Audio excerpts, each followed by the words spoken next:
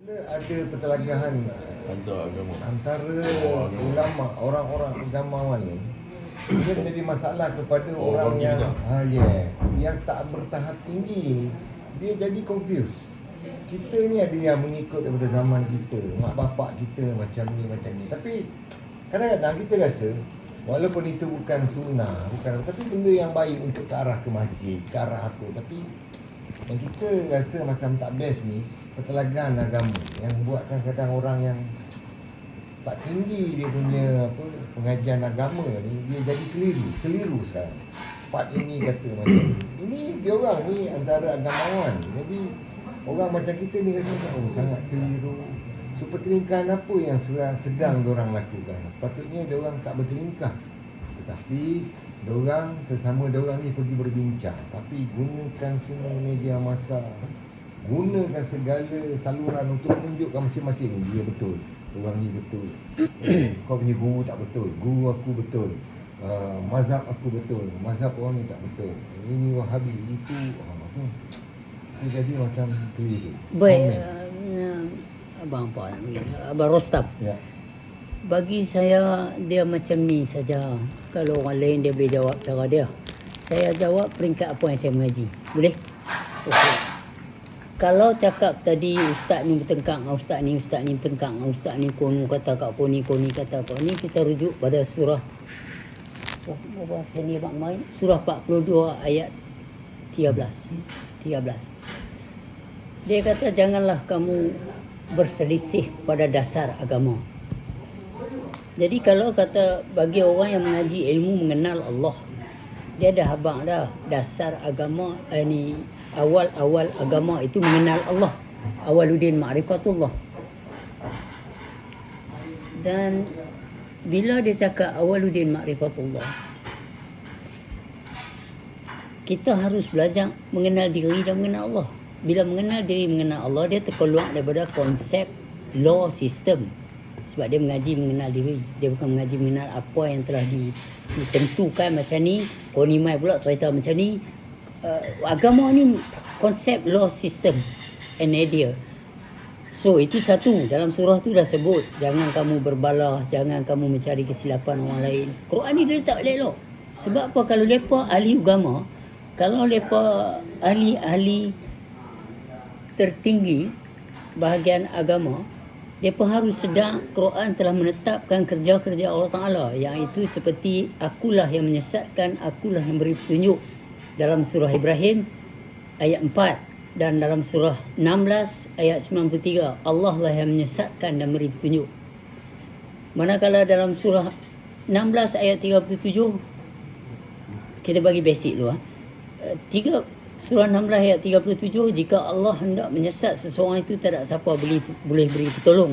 Manakala surah ke-10, surah Yunus ayat ke-99 dan 100, jika Allah berkehendak untuk membuat segenap umat manusia beriman, tak mustahil bagi Allah Ta'ala. So, positions.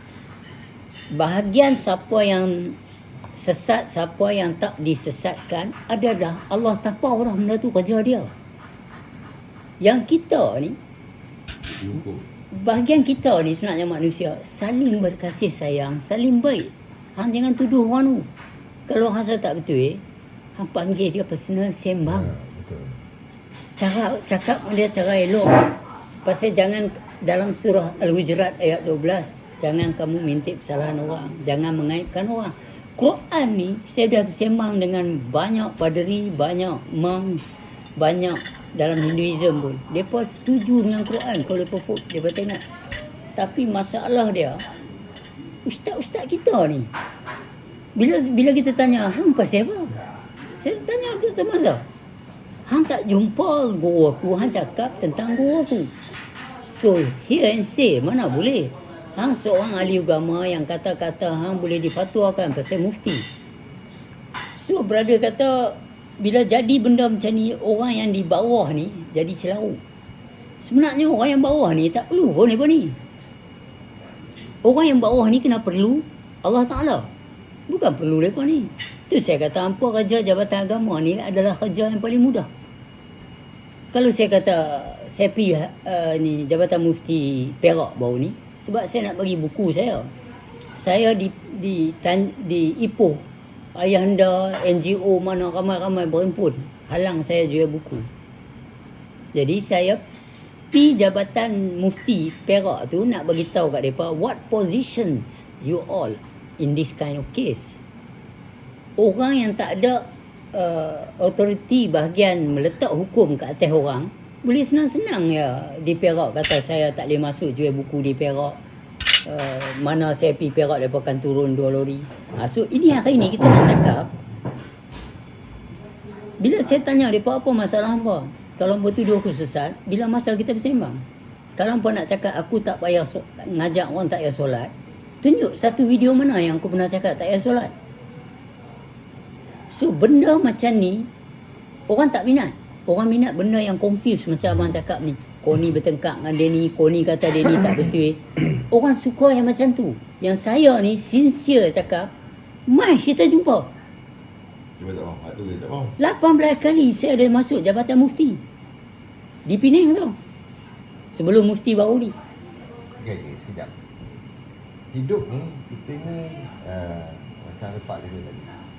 Sebenarnya kita tak perlu pun orang-orang yang mengelirukan Sebab nanti, sebab tadi saya tak mak sebab dia kata wa huwa ma'akum aina ma kuntum. Allah berserta di mana saja kamu berada. Wasami'un basir. Dia mendengar dan dia melihat. So hari ni sebab kita tak tahu, kita percaya orang lain. Yang Allah berserta tu kita tak mau kenal. Bukan silap orang lain, silap kita. Sebab kita tak diajar mengenal Allah, kita diajar mengenal agama. Hinduism ada agama, konsep and ideal law and system. Hindu tak suruh bunuh orang. Buddha tak suruh buat mengumpat orang. Kristian tak suruh kutuk mengutuk sama sendiri. Islam lebih lagi lah. Islam yang paling istimewa sebab dia makna dia peace, makna dia kedamaian. Tetapi dia kata inna dina innallahil Islam. Hari Jumaat 3-4 kali dia sebut. Boleh sebut lah. Dan ni abang duk Manjung. Kalau kata saya nak pergi Manjung, kat satu tempat tu ada kedai jual benda-benda makan macam ni. Segera apa yang ada? Kedai tu kedai abang. Bila saya pergi jumpa abang jual, contohlah abang jual limau berdangsa ni mungkin. Kim ada duduk dekat sikit. Limau tak apa limau abang jual special lah, limau special. Bila saya jumpa abang, saya main-main abang, tolong jahit kasut saya Asad. Abang mesti marah, aku bukan tukang jahit kasut. Betul. Di sisi Allah ada Islam. Hang tak jumpa Allah, Islam jenis apa yang hang jumpa? Dia ada Islam minan nas, ada Islam minallah, hablum minan nas, hablum minallah. So yang pertama ni dia pun tak ajar. So where is your turning point? Kalau mereka duk gaduh, duk berkeliru pasal konsep and ideal law system, Dr. Mazhar ke hentam Rohaizat apa atau Muhaizat atau dia hentam lepat, dia hentam orang lain. Tapi kalau orang yang ada jalan mengenal Allah, dia tak peduli. Dia kata dia ni bercakap sesuatu yang bukan bidang dia. Pasal apa yang nak tuduh koni. Kita mengaji, tak ada satu ustaz pun boleh jamin kita masuk syurga.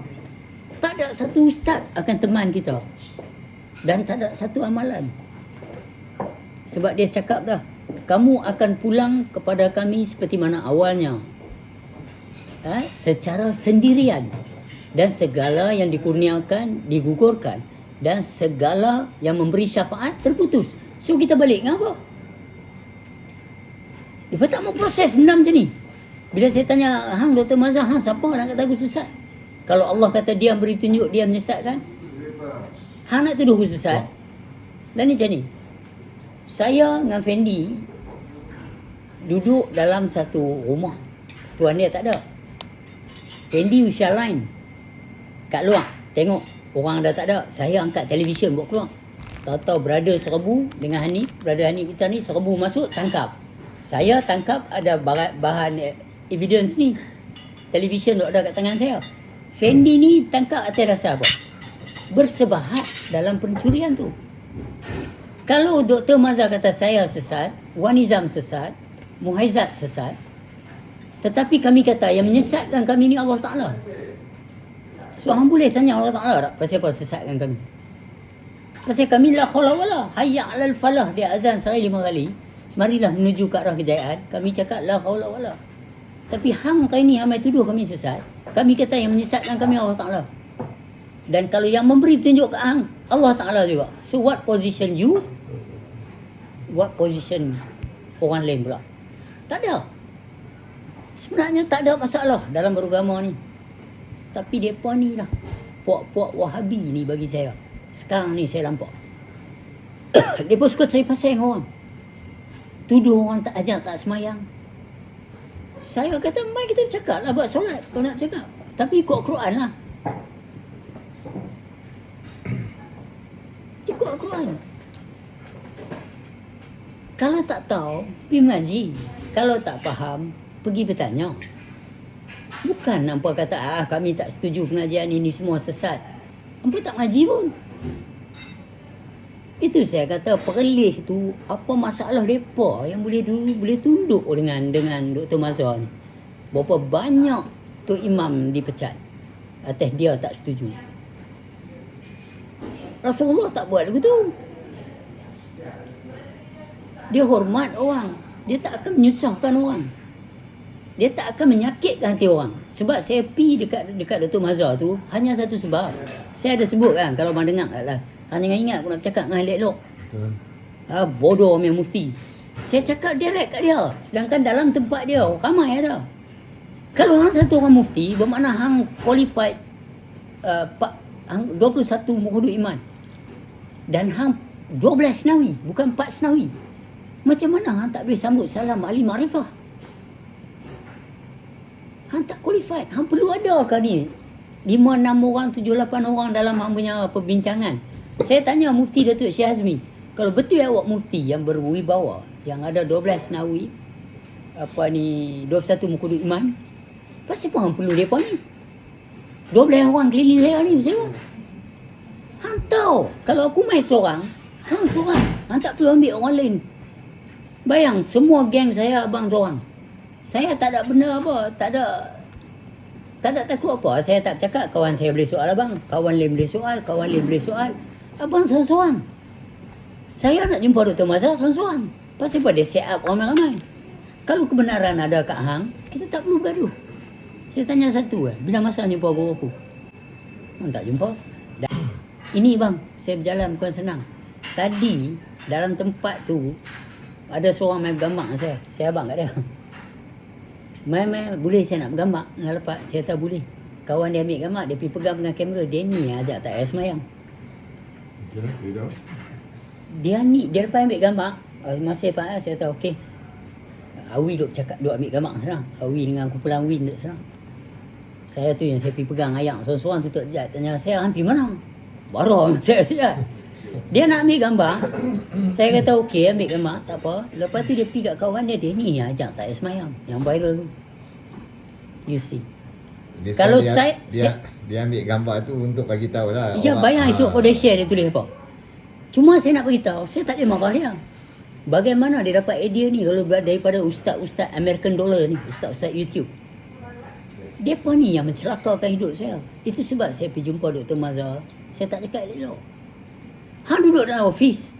Quran beberapa ayat menasihatkan, wahai Muhammad, janganlah kamu bersedih hati. Sesungguhnya Muhammad itu tidak gila, teman kamu. Dan kamu bukanlah pemelihara bagi mereka. Ayat Quran banyak saya boleh quote bagi. Hang duduk dalam office ya. Dia mana kena maki, kena kutuk dengan orang. Dr. Mazhar ni duduk dalam office ya. Muhammad macam tu lah. Muhammad turun padang kot. Hang nak cakap apa, tak kamera satu, hang share dalam YouTube. Hang tak berjalan dalam yang ramai. Tu saya kata, kalau hang betul-betul nak soal jawab, hang mufti, hang tak perlu ramai-ramai ni. Tu saya, bila yang dulu lepas interview masalah Datuk Syekh Azmi tu, ini pakar hadis, saya kata dismiss. Yang ni hurufiah, dismiss. Dia sebenarnya lepas apa impak ni ketelagahan ni, ilmuwan agama ni, apa impak dia kepada masyarakat? Dia akan jadi macam mana yang saya lalui. Saya kenal dengan yang ramai ni teruk-teruk. Tetapi bila kita fikir, aku tak perlu layan dia pun ni. Impak dia benda itu tak tak best. apalah lepas. bagi kita sebilangan masyarakat. Memang teruk. Malu, satu malu kat agama Hindu, agama Cina, agama lain. Malu. Kita confuse.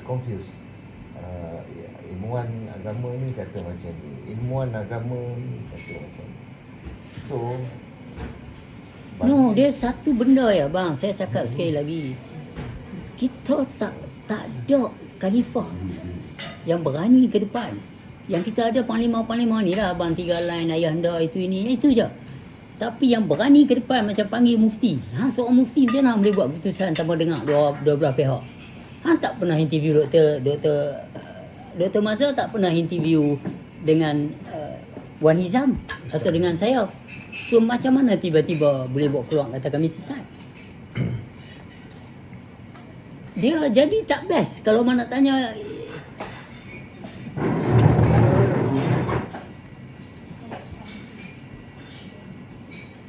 dia akan jadi tak best. Masyarakat Melayu akan pecah belah atas dasar mazhab dan ni Wahabi Salafi itu ini. Sedangkan dalam surah 18 ayat 110 dia kata janganlah kamu persekutu walau seorang pun dalam amal kamu. Bila dia cakap macam tu, pasal apa dia buat bergaduh?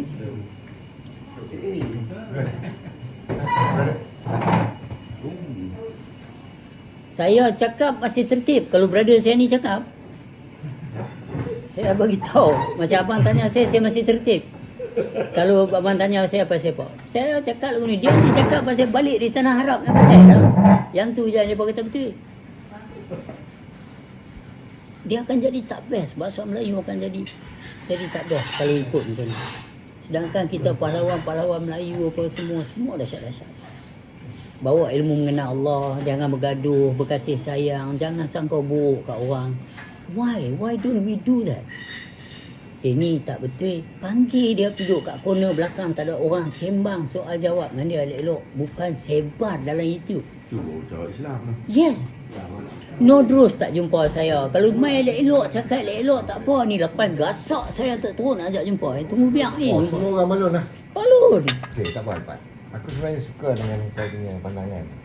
Tapi apa pun bau bihun ni, kita stop dulu. Kita balon bihun dulu. Balon tunggu weh. Betul-betul. Allah. Betul-betul Saya bihun, macam tu bang. Bihun orang kampung mak. Tok Jat tahu saya.